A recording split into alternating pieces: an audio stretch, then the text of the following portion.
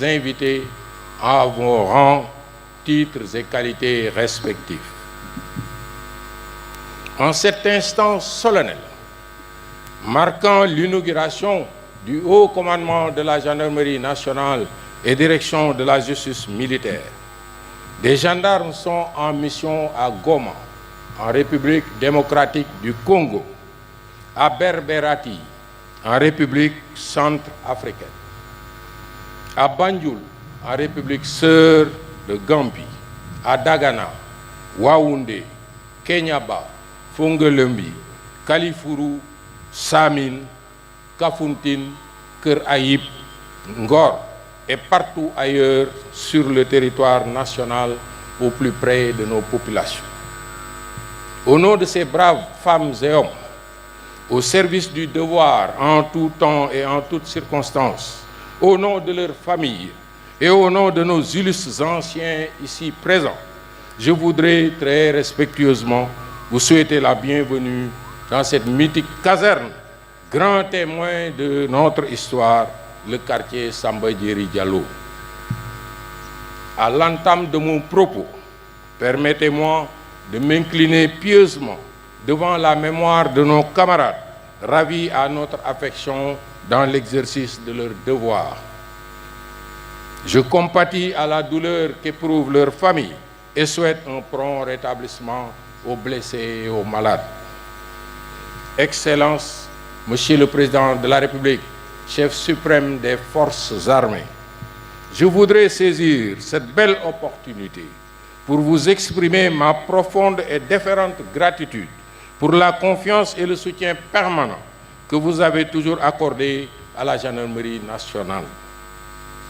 Cette gratitude est l'expression de la reconnaissance de tout le personnel sous mon commandement pour la diligence que vous avez su apporter à nos suggestions de soldats à travers l'amélioration conséquente de la condition militaire et la modernisation continue de l'outil de défense dans un contexte géopolitique sous-régional confronté à de nombreux défis de paix et de sécurité.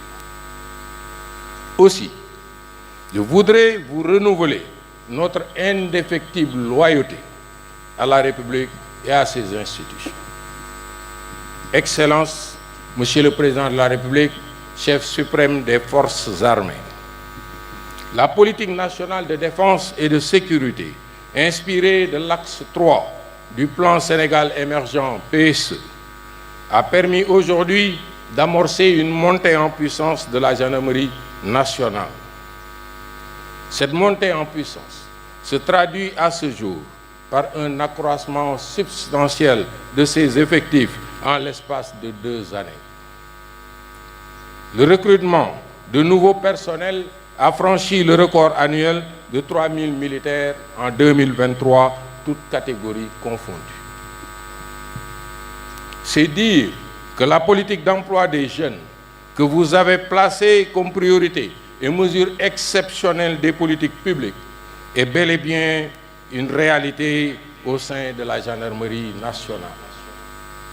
Cette performance n'aurait pu être obtenue sans une volonté politique et une confiance suprême. Ce recrutement a ouvert une grande opportunité à la jeunesse de servir son pays dans ce prestigieux corps où la culture de valeurs sacrées d'humilité et de loyauté est profondément établie. Excellences, Monsieur le Président de la République, chef suprême des forces armées, le contrat opérationnel est de garantir une sécurité optimale à chaque citoyen, quel que soit son lieu d'implantation sur le territoire national.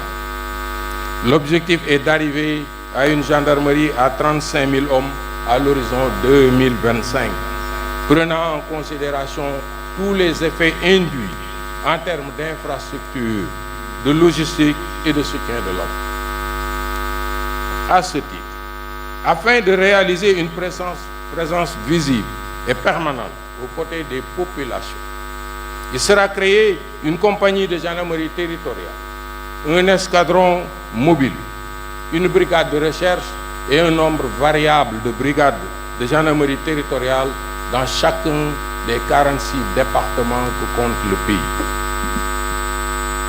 Le volontariat au recrutement dans la gendarmerie nationale que nous avons connu cette année constitue un baromètre qui rassure de l'esprit républicain des nouvelles générations.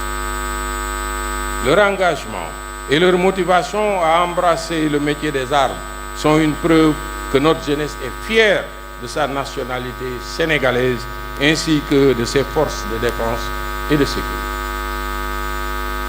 Parmi ces volontaires, l'aspiration des femmes mérite toutes les considérations. Les pionnières dans la gendarmerie viennent d'étraîner leur galon d'officier supérieur et de sous-officier supérieur. Elles se classent aujourd'hui parmi les meilleures dans l'aptitude au commandement.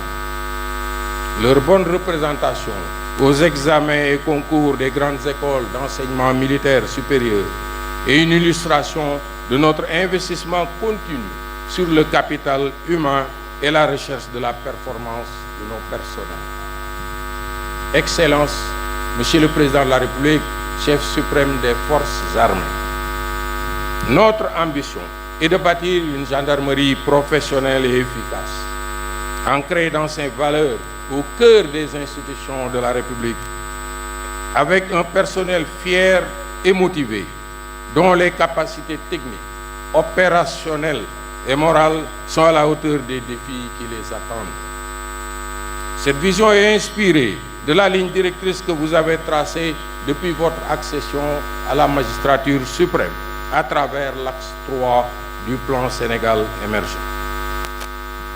Le budget exceptionnel alloué aux forces de défense et de sécurité en général reflète votre parfaite maîtrise des enjeux de la géopolitique sous-régionale et internationale. En accordant une part importante aux dépenses militaires, vous nous avez surtout engagés à consolider la défense du sanctuaire national, la sécurité de nos concitoyens, ainsi que la continuité et la pérennité des institutions de la République au prix de tous les sacrifices. Parce que la sécurité précède, mais accompagne surtout le développement, notre objectif opératif à l'horizon 2025 est d'intensifier notre présence sur les frontières, particulièrement à l'est et au sud-est du pays. L'armement d'un deuxième groupe d'action rapide et de surveillance et d'intervention Garci à Saraya et le déploiement d'escadrons blindés territoriaux dans les zones du Bundu à Kédougou, du Ferlo à Dara et du Fouladou à Kolda sont en cours de réalisation. Excellence, Monsieur le Président de la République, chef suprême des forces armées, l'amélioration des rapports avec les usagers à travers une meilleure écoute et une plus grande réactivité constitue notre approche principale de la sécurité de proximité. Toutefois, en réponse à un phénomène nouveau, marqué par des violences urbaines de plus en plus exacerbées, la capacitation des unités d'intervention va se poursuivre dans le sens de disposer de moyens de riposte proportionnés. L'acquisition de capteurs à technologie très avancée, destinés à la surveillance générale du territoire, a montré toute la pertinence de cet important investissement, en particulier pendant les périodes difficiles de la vie de notre nation. L'expérimentation des drones conforme notre ambition d'élargir nos champs d'intervention avec des vecteurs de la troisième dimension de type hélicoptère. La surveillance ainsi que la régulation des faisceaux d'information et réseaux sociaux en bonne conformité avec les lois et règlements, ainsi que le respect et l'encadrement des libertés individuelles, constituent un gage d'efficacité à la fonction éminemment stratégique d'anticipation et prévention. La surveillance, ainsi que, pour autant, la persistance des menaces et la variété des modes d'action qui font recours de plus en plus aux mécanismes empiriques pour échapper à la surveillance électronique, recommande d'associer les populations à la coproduction de la sécurité. Excellences, Monsieur le Président de la République, chef suprême des forces armées, grâce au soutien constant de l'État, la gendarmerie s'est également dotée de capacités modernes qui lui ont permis d'obtenir des résultats probants. Ces réalisations majeures garantissent aujourd'hui une parfaite réversibilité des unités d'intervention dans l'exercice de leur double fonction de force de police et de force militaire. Par ailleurs, les formations spécialisées dans les domaines ferroviaires, maritimes et aériens sont en construction progressive. À titre d'exemple, la Légion de gendarmerie des transports ferroviaires a assuré la sécurité du transport de plus de 32 millions de voyageurs depuis le début de l'exploitation du train express régional TER. Excellences, Monsieur le Président de la République, chef suprême des forces armées, l'état-major du haut commandement de la gendarmerie nationale et direction de la justice militaire que vous nous faites l'insigne honneur d'inaugurer ce matin s'articule autour de 4 chaînes fonctionnelles. Les ressources humaines, les opérations, la logistique et l'anticipation-prévention. Il s'inscrit dans le vaste plan de modernisation des infrastructures et d'augmentation des capacités d'accueil. Cet ambitieux programme d'infrastructure vise un triple objectif. Accroître la disponibilité opérationnelle de nos formations, offrir un meilleur cadre de travail au personnel, mais surtout permettre aux militaires et à leurs familles de s'épanouir dans un environnement décent. Les grands chantiers dont vous allez visiter un échantillon tout à l'heure vont radicalement changer le visage de nos casernes. Ils permettront de loger plus de 400 familles dans les cantonnements de Samba-Diéry Diallo, de Front de Terre, ainsi que 16 escadrons de la LGI à la caserne Wali Faye à Mbao. Parallèlement, des efforts constants sont faits par la coopération d'habitat de la gendarmerie pour faciliter l'accès des personnels ainsi que des autres corps de l'administration au logement social. Excellences, Monsieur le Président de la République, chef suprême des forces armées, je voudrais vous rassurer en empruntant cette expression consacrée de notre jargon militaire que le moral de la troupe est au bout fixe. Sous votre magistère, vous n'avez jamais lésiné sur les ressources et les moyens pour l'amélioration des conditions de vie, de travail et de soutien des militaires de la gendarmerie. L'ensemble du personnel, par ma voix, vous en sera éternellement reconnaissant. Votre nom sera gravé en lettres d'or dans les mémoires de la gendarmerie.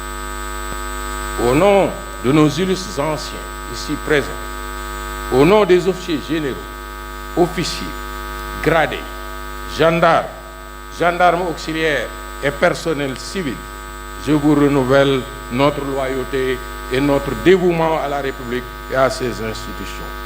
Honneur, patrie.